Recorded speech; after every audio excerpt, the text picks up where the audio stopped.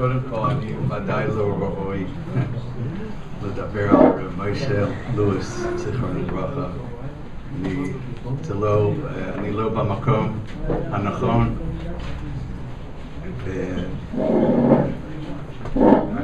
היה בקשה מהמשפחה, אבל אני חייב להגיד לכם שממש לא מתאים לי. זה לא מגיע לי לדבר על מוישה זיכרונו לברכה. שגם אין לי דברי תורה או גמרות או שום דברי תורה. אני רק רוצה לשתף איתכם את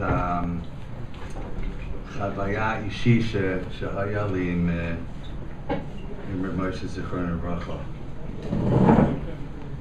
אני חייב להגיד שאני גם רוצה לדבר באנגלית, בגלל כתבתי את זה באנגלית ואני לא יודע איך לתרגם את זה לעברית. אני גם צריך להתנצל, וזה כל מי שמדבר זה אסור להתנצל לפני שמדברים, אבל אני חייב להתנצל בגלל הייתי במצב מאוד מסובך בזמן האחרון ולא היה לי את האיש והדת שמגיע לרמיישה להכין מה שמגיע לו. אבל זה טוב, בגלל אם היה לי זמן, אנחנו נהיה כאן עד מחר בבוקר. זה היה טוב לכם. אני כן אגיד חז"ל אחד, אבל זה משפט אחד, ואפשר אפילו לסיים, לגמור את כל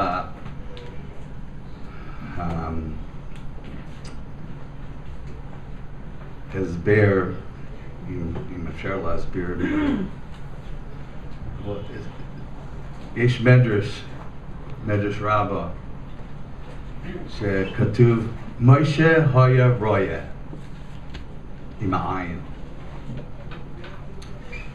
And the Medrash says, Amar Kadosh Baruch Hu, Mishu Yodea Lir'os Hatzon, Ish Lefi Kocho, Yovo V'yira Ba'ami. ממשיך, מהפעלות שהביאו לראות ביעקב.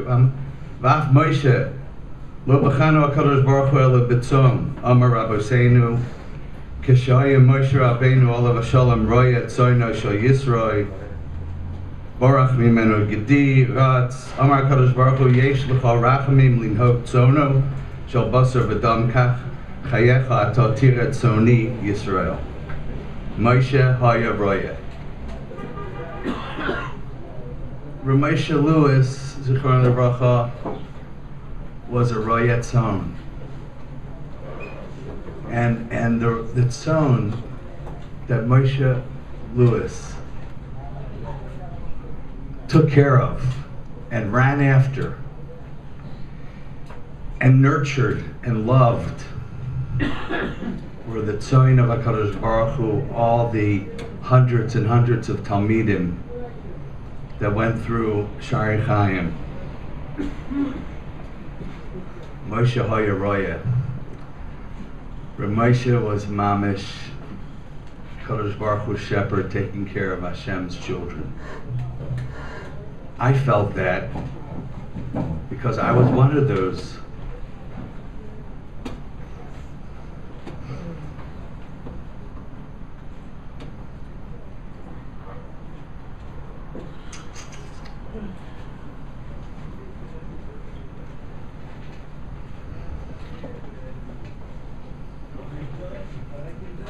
I was one of those Talmidim. His children asked me the first day of Shiva, all the boys said, I don't understand something.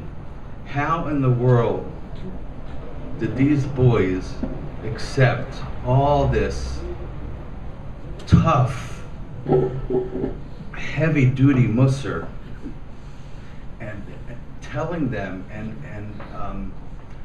grinding them to the bone in order to get us on track day after day with power? How how did it happen? Like, why didn't they just turn around and leave and say, you know what, this is not for me, I'm going somewhere else. And I told him the answer, and it's the answer, and it's probably obvious to everybody. Moshe Lewis loved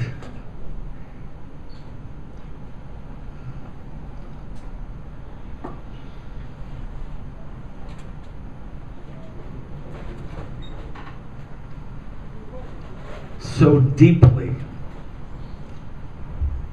every single person. They felt that love. They couldn't let go of that love. It didn't matter what he was saying. It was what they were hearing.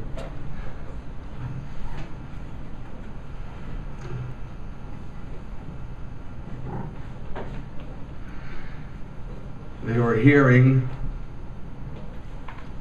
I love you. They were hearing, I care about you.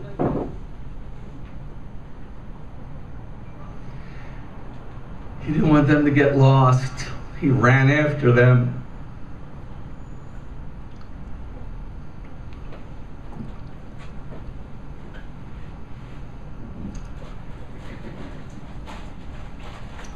Roya with the ayin was one aspect of Reb Moshe. Roya with an aleph was another aspect of Reb Moshe. Because he saw in everybody the vision of what they can be and where they can go. I know that personally. Whether I fulfilled his vision, I don't know. But he was a roya with an aleph. And I'm sure the reason why he had such problems with his eyes. I mean, he had something that he battled with, you know, all the time. You can look it up. Sjogren's is a very difficult illness, and he suffered with it day in and day out. He wasn't putting drops in his eyes because he wanted to feel better or to get the red out.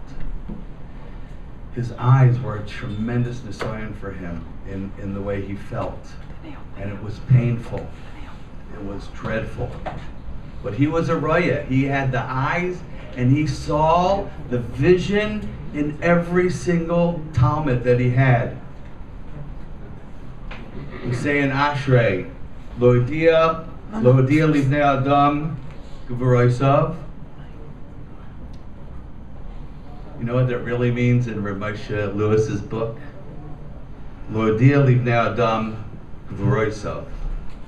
You have to be modia to every person his greatness. That's what it means when we say Ashrei. Lo Hodia Livnei Adam Gvurosav. The person's greatness. And you know what happens then? Then Kvoda Darmo Malchusoi. Then you have brought out the glorious Malchus of HaKadosh Baruch Hu, because you took a human being and you said how great he is, and you saw the vision of who this person can be, and you were Meiser Nefesh with loving care to bring that out.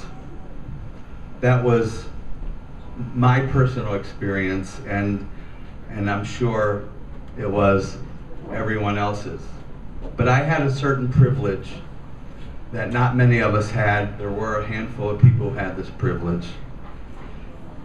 And that was, like I said, I was a Talmud.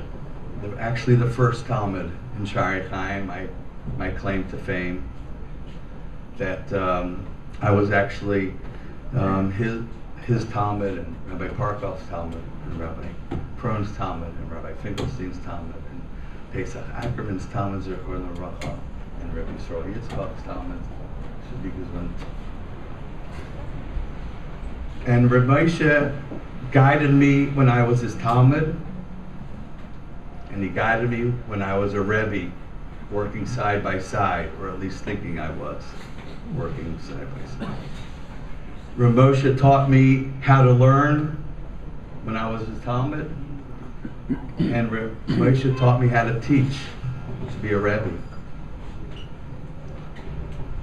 Moshe made me shine when I was his Talmud, and he made me shine when I was a part of his team. Moshe held my hand in difficult times when I was a Talmud, and he was holding my hand while I was a Rebbe.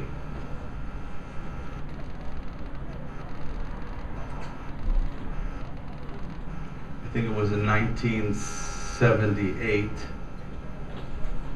or 79, I don't remember.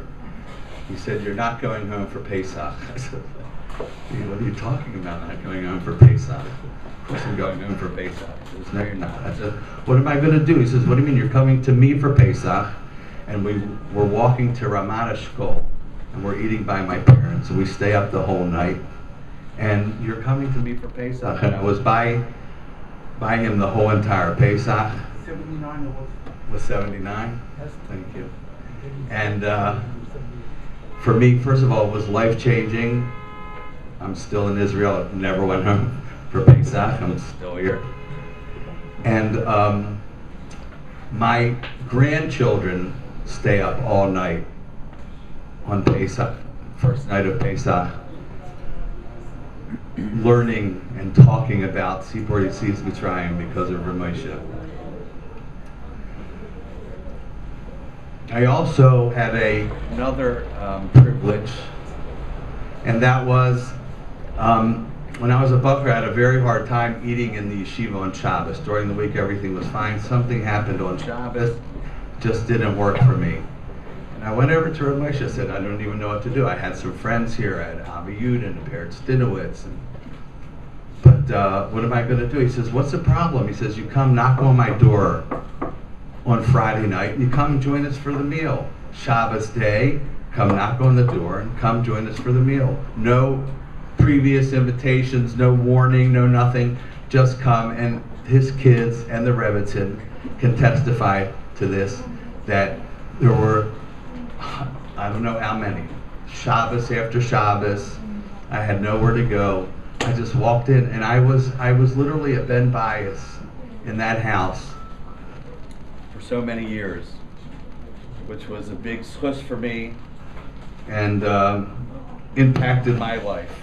I think he impacted people's lives that they walk around with Reb Moshe in them. He's a part of all of us. It's our he got into our DNA. He got into our DNA where we do things and we say things and we behave in certain ways that all came out from our relationship with Reb Moshe.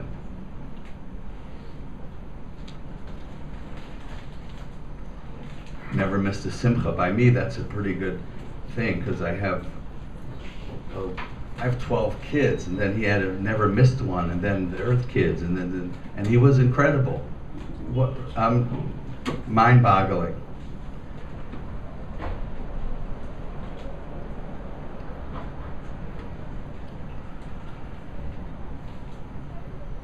I don't think anybody can describe the love that he had.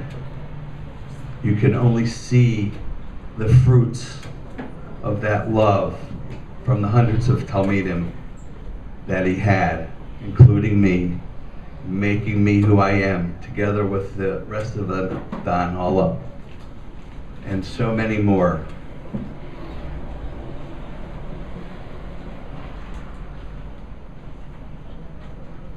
I had the schus of right before he passed away. I had a half-an-hour conversation with him in the hospital. He told me, I've been sleeping the whole day. Son-in-law was sitting there. I was sleeping the whole day, and all of a sudden I'm awake. And that half an hour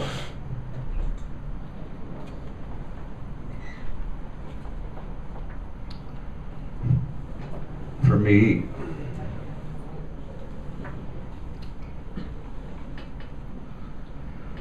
was a gift that's going to last a lifetime.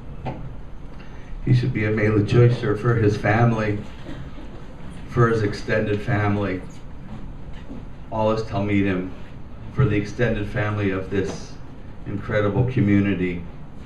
And Bezras Hashem, Moshe, Reb Moshe, you will lead us again very soon and be our Rosh Hashiva once again. Bezras Hashem, the Karov. Amen.